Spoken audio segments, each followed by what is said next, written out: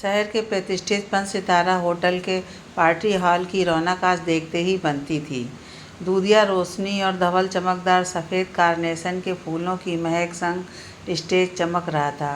पूरे हॉल में सफ़ेद कारनेशन क्रमबद्ध तरीके से लगे हुए थे।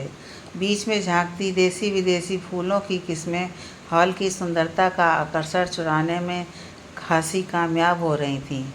प्रोग्राम प्लानर दुबे जी अपनी टीम के साथ उस बुक कराए पंच सितारा होटल के हॉल को सजाने में कोई कसर नहीं छोड़ रहे थे। वे अभी अपने संग टीम मेंबर्स को निर्देश दे ही रहे थे कि पीछे से आती आवाज़ ने उन्हें चौंका दिया। ये आप क्या कर रहे हैं? आप थीम क्यों बदल रहे हैं? हॉल के दरवाजे से प्रवेश करते ही एक नाराज़गी भरा तेज स्वर गूंज उठा था।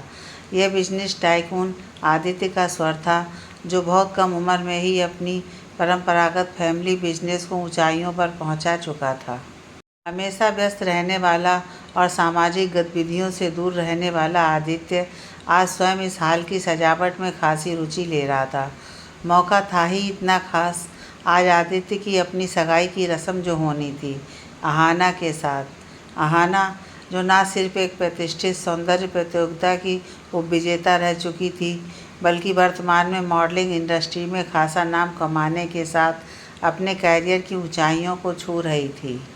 बिजनेस इंडस्ट्री में अपनी धाक जमा चुका आकर्षक व्यक्तित्व का स्वामी आदित्य एक पुरस्कार समारोह में बिजनेसमैन ऑफ द ईयर का अवार्ड अहाना के हाथ से लेते हुए स्वयं उसे अपना दिल दे बैठा था। धवल दंत पंक्ति संग खिलखिलाती गौरवर्णी अहाना प्रथम दृष्टि में ही उसके हृदयस्थ हो गई थी। 2-3 मुलाकातों के बाद ही आत्म केंद्रित आदित्य को अहाना में ही अपना भविष्य दिखाई देने लगा था। अहाना के व्यवहार की तल्खी और अपने प्रोफेशन से जुनूनी लगाव को देखकर आदित्य के पिता अवधेश कुमार ने प्रेम के सागर में गोते लगा रही आदित्य की नैया को कई बार रोकना चाहा, लेकिन आदित्य के अहाना के लिए उत्पन्न हुए विकट आकर्षण के सामने उनकी एक न चली। आदित्य के दादाजी के प्राण बसते थे आदित्य में। बिजनेस इंडस्ट्री के आभा मंडल में अपने परिवार का नाम चमकाने वाले अपने चश्मो चिराग आदित्य की पसंद पर दादाजी की मोहर लगते ही अवधेश कुमार को ना चाहते हुए भी इस रिश्ते के लिए अपनी स्वीकृति देनी ही पड़ी थी।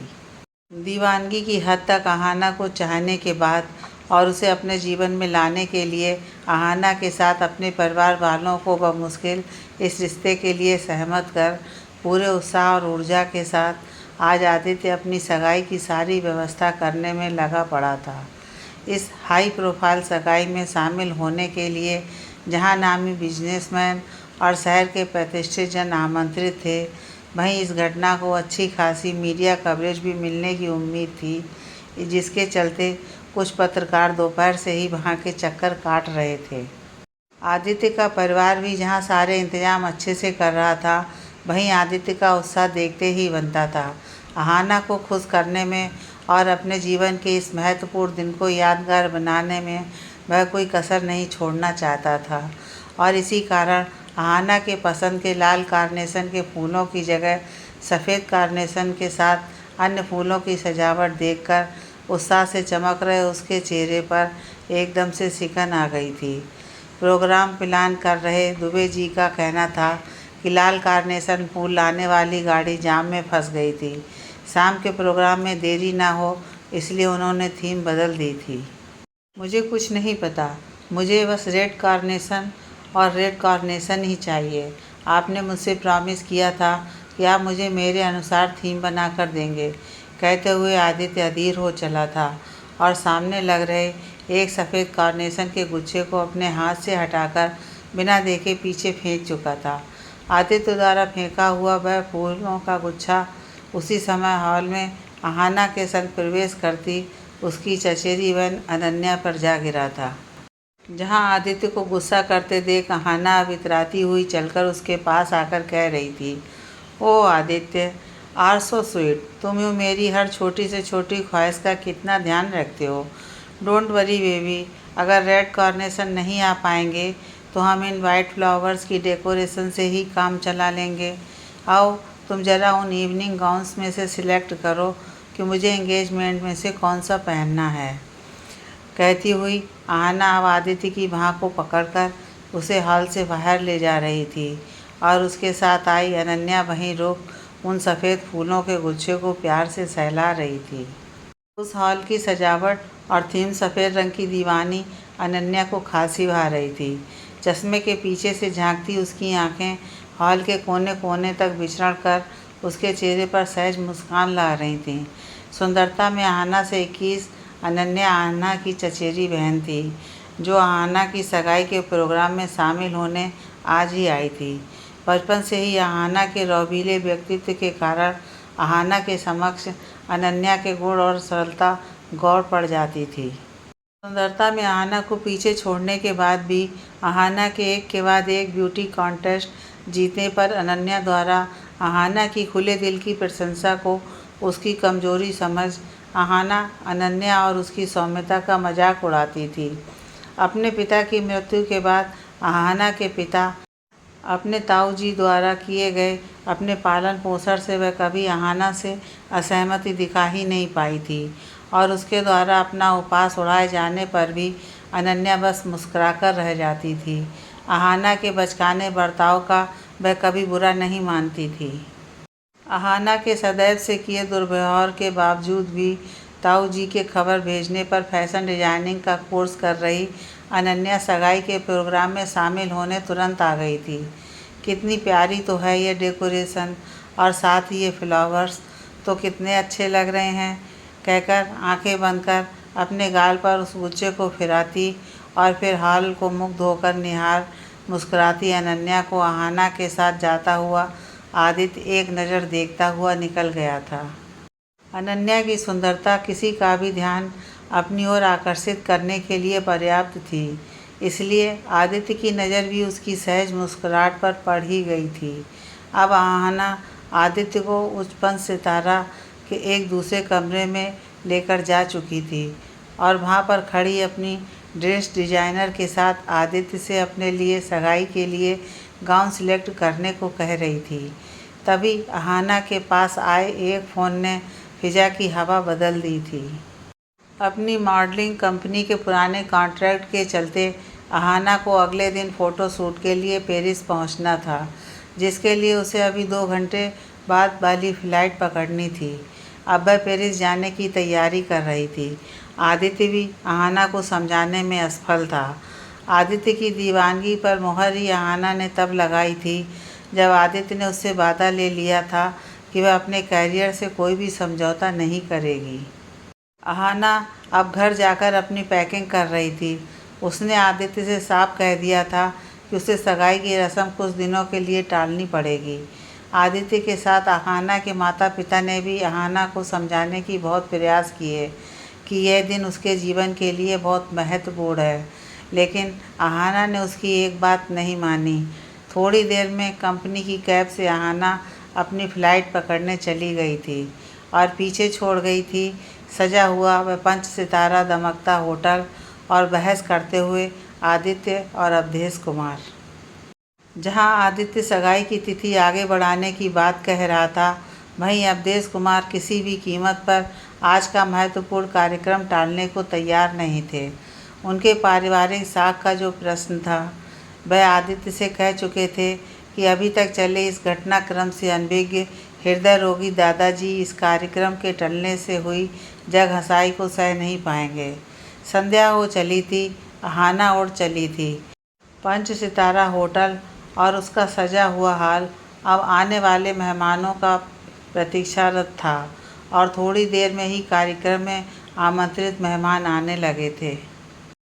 अब 5 सितारा होटल अभिजात वर्ग की दमक से चमक रहा था। दोनों परिवार पसोपेश में हल निकालने की कोशिश कर रहे थे। आहना के माता पिता बेहद शर्मिंदा थे और आदित्य के परिवार का सामना नहीं कर पा रहे थे। आदित्य स्वयं असमंजस की स्थिति में किंकर्तव्य विमूढ़ बस आते हुए मेहमानों को दूर से देख रहा था।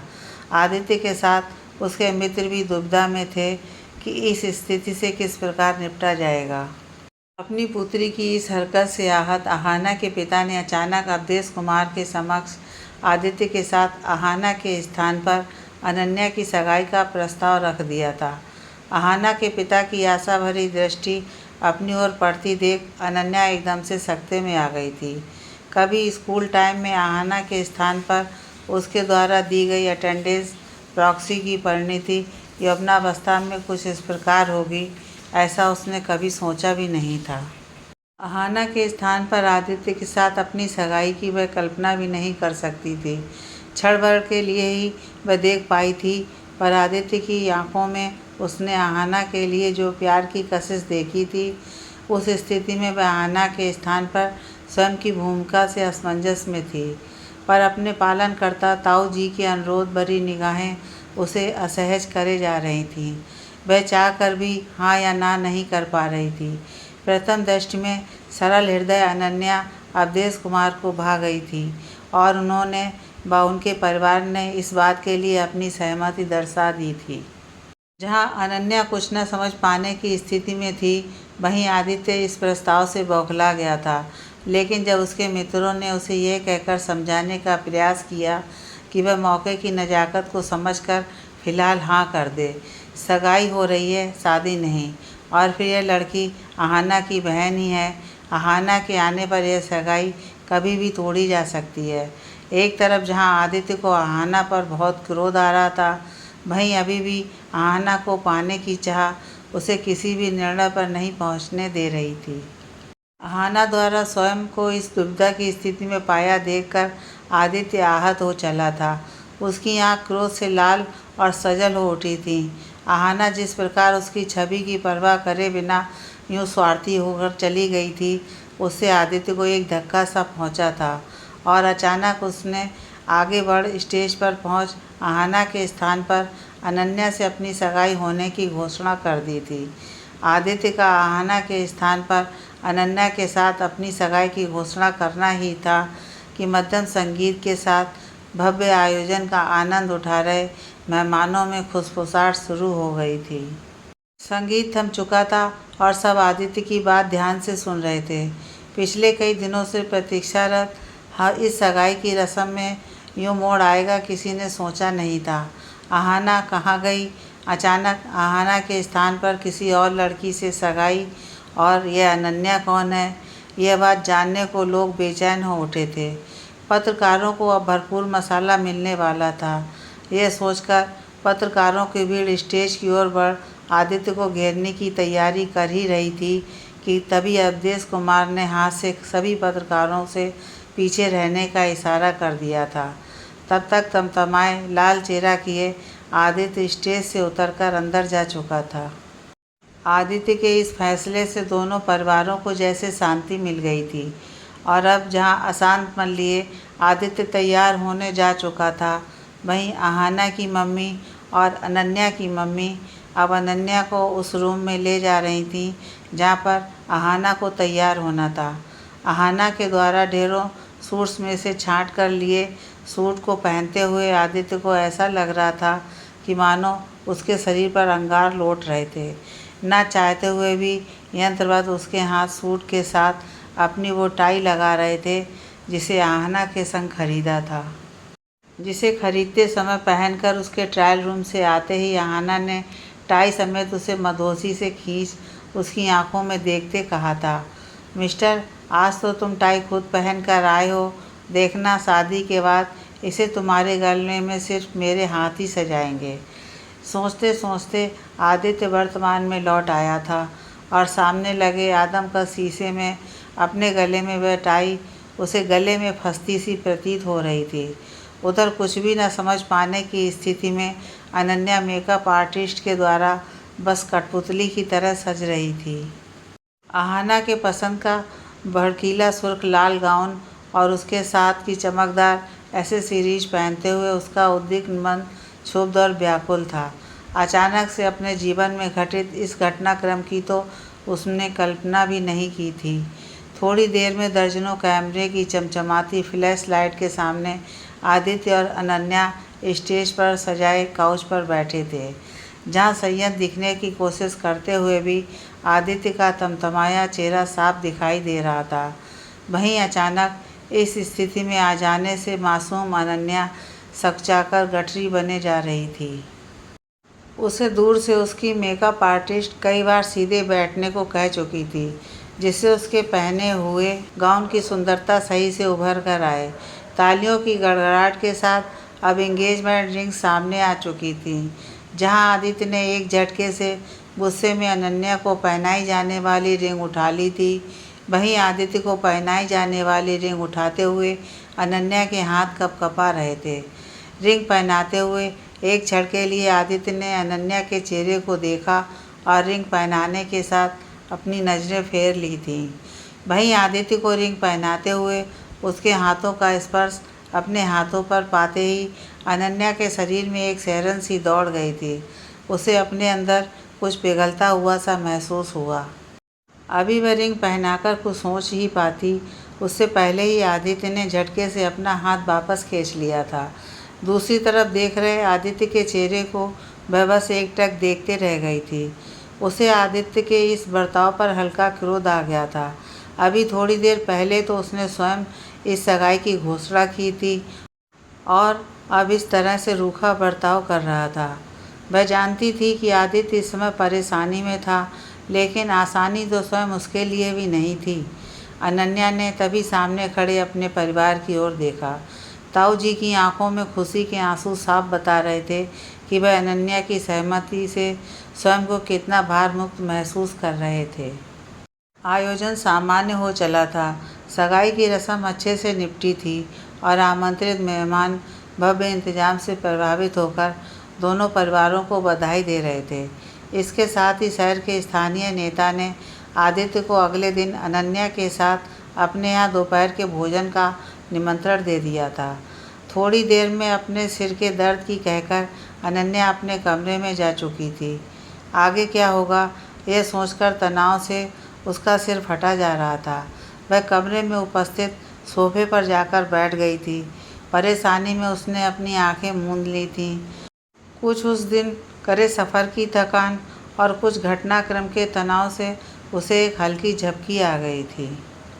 उधर पार्टी हॉल में लोगों के प्रश्नों से बचने के लिए आदित्य वहाँ से जल्दी निकलना चाहता था और वह घर जाने की बात कहने के लिए माँ को ढूंढता हुआ उस कमरे में आ चुका था जहाँ पर अनन्या आंखें मूंदे बैठी हुई थी।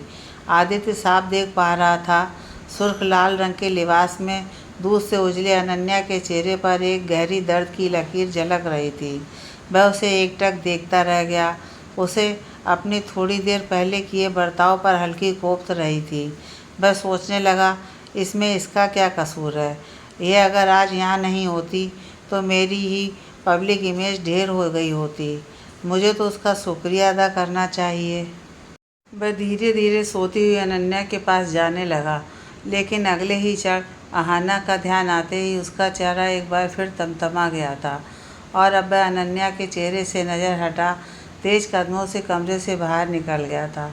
अब उसके जाते कदमों की आहट से अनन्या चौंक कर जाग गई थी। वह कमरे से बाहर तेज़ी से निकलते आदित्य को देखकर एक बार फिर निराशा के भंवर में डूब गई थी।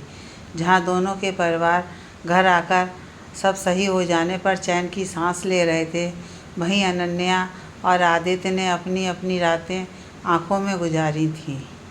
अगले दिन सवेरे जब अवधेश कुमार ने कहा कि आदित्य को अनन्या के साथ नेताजी के यहाँ दोपहर के भोजन के लिए जाना ही होगा, तो आदित्य बिफर पड़ा था। वह वहाँ अनन्या के साथ जाने को हरगिज़ भी तैयार नहीं था, लेकिन जब अवधेश कुमार ने इस बात का असर बिजनेस पर आने की बात कही तो उसे मजबूरन तैयार होना पड़ा। निर्धारित कार्यक्रम के तहत अब आदित्य अनन्या के घर उसे नेताजी के यहाँ ले जाने कार से पहुँच चुका था। वह घर के बाहर ही कार से टेक लगाकर अनन्या के आने का इंतज़ार कर रहा था। सामने सफ़ेद चूड़ीदार में आती अनन्या को एकटक वह देखता रह गया। साधारण से सूट में भी अनन्या का गुलाबी चेहरा दमक रहा था। वह आज उसे पहली बार ध्यान से देख रहा था। सामने सीढ़ियों से उतरते हुए ऊपर नीचे होती हुई उसकी छल्लेदार बालों की लटाएं और उन्हें नज़रें नीचे किए समेटती उसकी पतली गोरी उंगलियां आदित्य को लगातार उसे देखते रहने पर मजबूर कर रही थीं। लेकिन पीछे खड़ी आहाना की मम्मी को देखकर एक बार उसे फिर आहाना का स्मरण हो चला था। उसका मुंह एक बार फिर कसैला हो गया और उसने अपनी नज़रें अनन्या से हटा ली थी। अनन्या अब उसके सामने आ गई थी।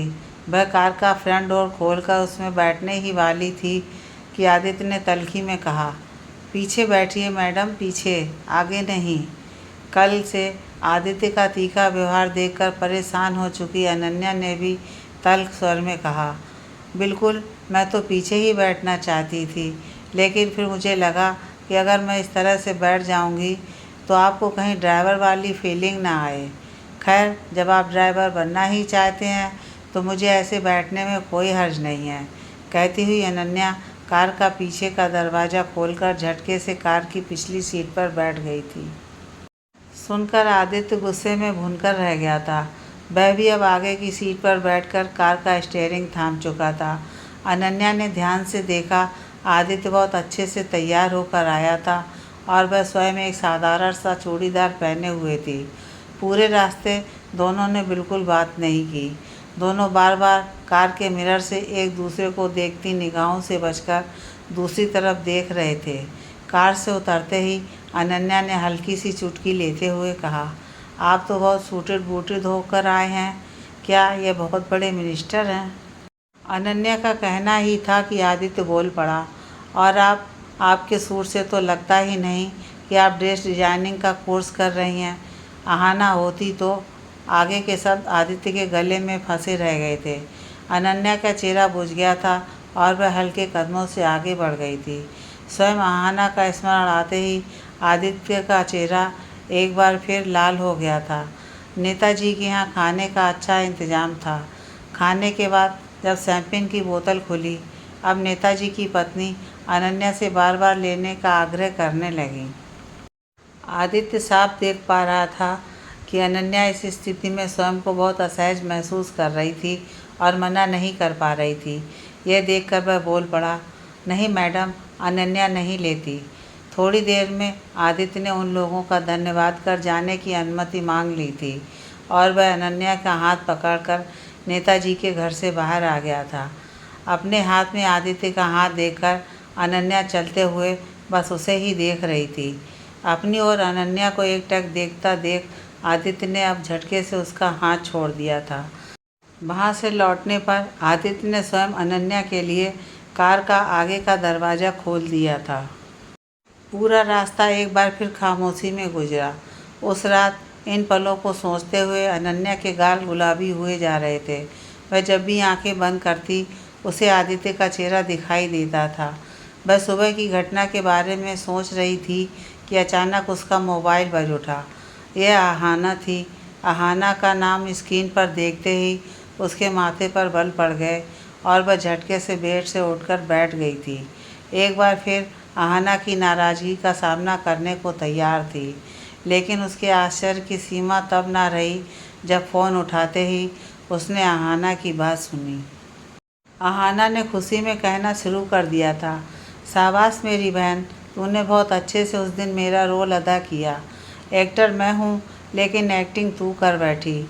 जितनी सफाई से उस दिन तूने स्थिति संभाल ली थी, उसके लिए मैं तुझे जितना थैंक्स करूँ उतना कम है। अब वहाँ आकर मैं और आदित्य स्थिति संभाल लेंगे। बता, तुझे क्या इनाम चाहिए? तुझे पेरिस से क्या लाऊं? आहाना ने उत्साह से इतना कुछ कह दिया था कि अनन्या को बोलने का अवसर ही नहीं दिया था, और अनन्या तो एक बार फिर निराशा के सागर में डूब गई थी। आहाना का फ़ोन आने के बाद अनन्या का मन बेचैन हो उठा था। एक बार फिर आहाना उसके जज्बातों के साथ खेलने में कोई कसर नहीं छोड़ रही थी। उधर आहाना ने पहले ही आदित्य के मित्र राहुल से सारे घटनाक्रम की जानकारी ले ली थी। शुरू में वह आदित्य की सगाई की खबर सुनकर परेशान हो गई थी। फिर वह राहुल की इस बात से कि तुम एक बार यहाँ आ जाओ, सब सही हो जाएगा। आदित्य तो है ही शुरू से तुम्हारा दीवाना, यह सगाई टूटने में कितनी देर लगेगी? आहाना एक बार फिर आदित्य को लेकर सुबह सपने संजोने लगी थी। आहाना ने आदित्य को फ़ोन करना शुरू कर दिया था। शुरू में आदित्य ने आहाना से भरपूर नाराज़गी दिखाई, पर 2-3 दिन बाद एक बार फिर आहाना के अंदाज ने बातों का सिलसिला प्रारंभ करवा दिया था। उधर अनन्या अब आदित्य से मिलने से बचना चाहती थी। उसे पूरा यकीन था कि आहना के आने के बाद आहना और आदित्य फिर से एक हो जाएंगे। इसी के चलते एक दिन संयोगवश एक शॉपिंग मॉल में जाने पर वहाँ आदित्य को दूर से देखकर अनन्या ने अपनी मम्मी को वापस लौट चलने को कहा। वह आदित्य के सामने आने से बचना चाहती थी। मम्मी अचानक क्यों वापस लौटने का कारण पूछ ही रही थी कि आदित्य की नज़र उन लोगों पर पड़ गई थी। अब आदित्य धीरे धीरे चल के उन लोगों के पास आ चुका था। अनन्या की मम्मी से अभिवादन करने के बाद वह साफ देख पा रहा था कि अनन्या आज उससे नज़रें चुरा रही थी। उन लोगों के साथ काफ़ी पीते हुए आदित्य को चश्मे के पीछे से झांकती अनन्या की सूनी आंखें बहुत कुछ कह रही थीं। जहाँ अनन्या उदास नज़रों से दूसरी तरफ देखते हुए कॉफ़ी के हल्के हल्के सिप ले रही थी, वहीं आदित्य एकटक उसे ही देख रहा था। आज आदित्य अनन्या से बात करना चाहता था और अनन्या लगातार उसे अनदेखा करने का असफल दिखावा कर रही थी। वह मम्मी को जल्दी से लेकर मॉल से बाहर निकल आई थी। आदित्य उसे यूं हड़बड़ाते जाते देख बहुत देर तक वहीं बैठा रहा था।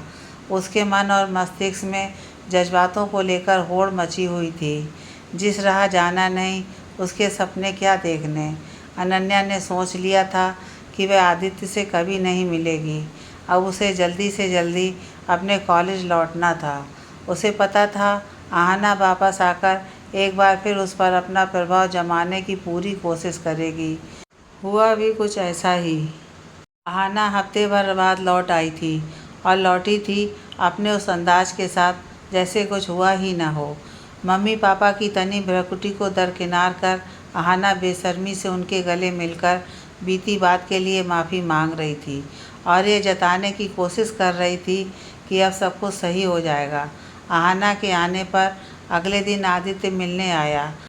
आदित्य को आया देखकर वहाँ बैठी अनन्या एकदम से उठकर अपने कमरे में चली गई थी। आदित्य की निगाहें बहुत देर तक उसका पीछा करती रही थीं। जब काफ़ी देर तक अनन्या बाहर नहीं आई तो आदित्य आहना से सामान्य बातचीत करके थोड़ी देर में ही वापस लौट गया था।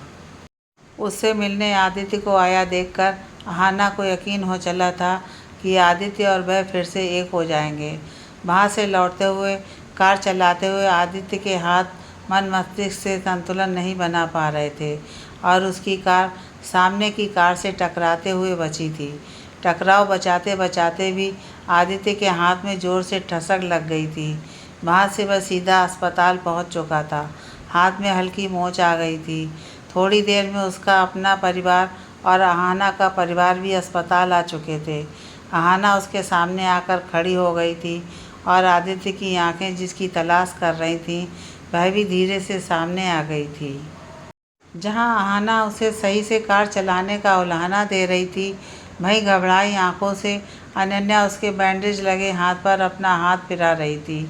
आदित्य की नज़र से सामना होते ही अचकचाकर अनन्या अस्पताल के उस कमरे से बाहर निकल गई थी। अनन्या के जाने के बाद उसकी मम्मी ने बताया कि आदित्य के एक्सीडेंट की खबर सुन वह बेहद घबरा गई थी। यह बात सुन आहना यह कहते हुए ज़ोर से हंस पड़ी कि अनन्या तो है ही शुरू से डरपोक, ज़रा सी परेशानी उस पर बर्दाश्त नहीं होती। आहना की बात सुनकर जहाँ परिवार के लोग शांत थे, वहीं वहाँ पर आए आदित्य के मित्र हंस रहे थे और आदित्य की निगाहें तो अभी भी उस दरवाजे पर थीं जहाँ से निकलकर अनन्या गई थी। आहना की पुनः आदित्य से निकटता बढ़ने पर सभी को यकीन हो चला था कि आदित्य अनन्या के साथ अपनी सगाई तोड़ देगा। 2 दिन बाद आदित्य के घर राखी पूजन में अनन्या को बुलाया गया था। अनन्या ने तबीयत खराब होने का कहकर ताऊ जी से वहां जाने से मना कर दिया था, लेकिन आदित्य के दादाजी के आदेशात्मक आग्रह पर उसे जाना ही पड़ा था। वहाँ साथ जाती आहना ने उसे रास्ते में ही कह दिया था, अभी ये सब दादाजी को दिखाने के लिए करना पड़ेगा, फिर मैं और आदित्य धीरे धीरे उन्हें मना लेंगे। आहना की यह बात सुनकर अनन्या का चेहरा एक बार फिर कुंबला गया था। पूजा में अनन्या को आदित्य के साथ बैठना पड़ा था। पूजा की विधि के में 7 फूल माला चढ़ाते हुए आज आदित्य ने बड़े संभल कर अनन्या के हाथ अपने हाथों में लेकर पूजा विधि संपन्न करी थी। सगाई वाले दिन की उसकी तलखी आज गायब थी। आदित्य का स्पर्श अनन्या के मन को गीला कर गया था और वह बहुत विचलित हो गई थी। लौटते पर आहाना आदित्य के साथ कार में आगे बैठी थी और अनन्या विकल मन से पीछे बैठ गई थी, क्योंकि ताऊ जी मम्मी और ताई जी को लेकर पहले ही निकल चुके थे। आहाना का आदित्य के साथ बैठना और उसका हंसी का स्वर अनन्या के दिल में नस्तर का काम कर रहे थे। वह घर आते ही तेजी से बाहर निकल गई थी। अचानक सामने से आती कार को वह मन की उद्विग्नता और कुछ अंधेरे के कारण देख नहीं पाई थी। उसके कदम वहीं जड़बत हो गए थे और वह शून्य आंखों से तेज रोशनी वाली कार के सामने खड़ी हो गई थी। आती कार में सही समय पर ब्रेक लग गए थे और अब लगातार आती हॉर्न की आवाज़ भी उसे ना सुनाई देती अगर आदित्य ने उसे आकर ना झंझोरा होता। दिखाई नहीं दे रहा है, क्या करने वाली थी? आदित्य की घबराहट भरी आवाज़ के साथ अनन्या ज़ोर ज़ोर से रोने लगी थी। अब आदित्य ने उसे अपने सीने से लगा लिया था और वह उसका सिर सहला रहा था। थोड़ी देर में जब अनन्या सामान हुई तो उसने अपने पीछे गुस्से में खड़ी आहाना को देखा। वह उसे देखते ही आदित्य की बाहों से निकल भागते हुए घर के अंदर चली गई थी। आज आहाना सबको घर में हंस के बता रही थी कि अगले दिन आदित्य अपने दादाजी से उसे मिलवाने वाला था और उसने घर वालों को यह भी बताया कि कल आदित्य अपनी यह सगाई तोड़कर उससे दोबारा सगाई का प्लान बनाने वाला था। घर में सब लोग शांत थे, किसी को कुछ समझ में नहीं आ रहा था। आदित्य के फैसले के आगे वह कुछ नहीं कर सकते थे, पर अनन्या ने फैसला कर लिया था कि वह कल ही वापस कॉलेज लौट जाएगी। अगले दिन जब वह अपना सामान पैक कर रही थी तो उसके पास आदित्य का फ़ोन आया। वह उसे एक स्थान पर आने को कह रहा था जहाँ पर उसने अपनी और आहाना की फिर से होने वाली सगाई के विषय में बताया था। आदित्य की यह बात सुनकर अनन्या के नेत्र सजल हो गए थे और उसने वहाँ आने से इनकार कर दिया था। यह सुनकर आदित्य फ़ोन पर हंसकर बोला, क्या तुम अपनी बहन की खुशी में खुश नहीं हो या फिर मेरी सगाई तोड़ने से तुम्हें कुछ परेशानी है? सुनकर अनन्या का दिल क्रोध से भर गया था। वह आदित्य से बोली कि नहीं, मुझे कोई परेशानी नहीं है, मैं तुम्हारी असली सगाई का वेन्यू ज़रूर देखना चाहूँगी। थोड़ी देर में अनन्या आदित्य के बताए स्थान पर पहुँच चुकी थी। वहाँ पर आदित्य नहीं था, लेकिन वहाँ पर उपस्थित गेट कीपर ने उसे एक तरफ जाने का इशारा किया। वह आगे बढ़ चली थी। सामने एक खुला गार्डन था। गार्डन में सब तरफ श्वेत फूलों की छटा बिखरी हुई थी। वह आश्चर्य से इधर उधर देखने लगी। तभी सामने से सफ़ेद कार्नेशन के बुके में अपना मुंह छुपाता हुआ आदित्य एकदम से उसके सामने आ गया था। आदित्य को देखते ही अनन्या के गाल लाल हो गए थे। आदित्य ने उसे सफ़ेद कार्नेशन का बुके देते हुए कहा, अब मुझे उसी के साथ दोबारा सगाई करनी पड़ेगी जिसे यह थीम पसंद है। अनन्या शर्म और खुशी से दोहरी हुई जा रही थी। उसे इस कदर शर्माता देख आदित्य ने उसे बढ़कर अपने सीने से लगा लिया था। वास्तविकता में आज दिलों की सगाई हो गई थी। उनके ऊपर हवा के साथ झरे हुए सफ़ेद फूल आकर उन्हें मोह के प्रगाढ़ धागे में बांध चुके थे।